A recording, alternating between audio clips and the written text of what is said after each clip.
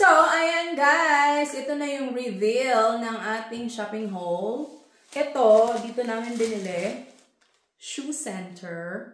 Ang spelling ay sa lingwahe nila, German language.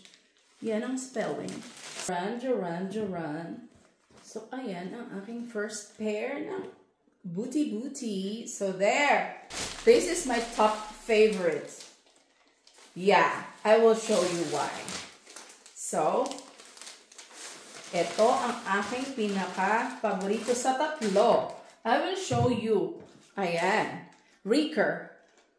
Riker brand is also an original German brand. So, diba guys? Ang cute. Alam nyo guys, cute to sa paa.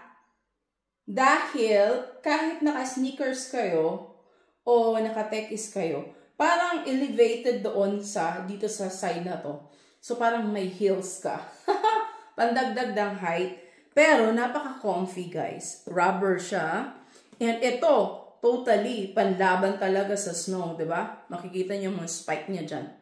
Although, meron pa akong mga shoes na mas matitindi pa ang spike dyan. Pero, I find it so cute. Cute, casual, diba? And then, ito rin, zipper. Warm din siya, guys. Dahil, look. Yeah? Yung lining sa loob, yung leather lining sa loob ay nilagyan din ng warm fabric. So, ayan.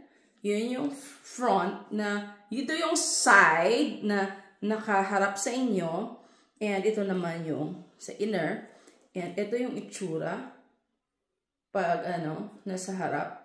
There. Ayan. So, ayan ang aking Riker pair. Ang ganda, diba guys?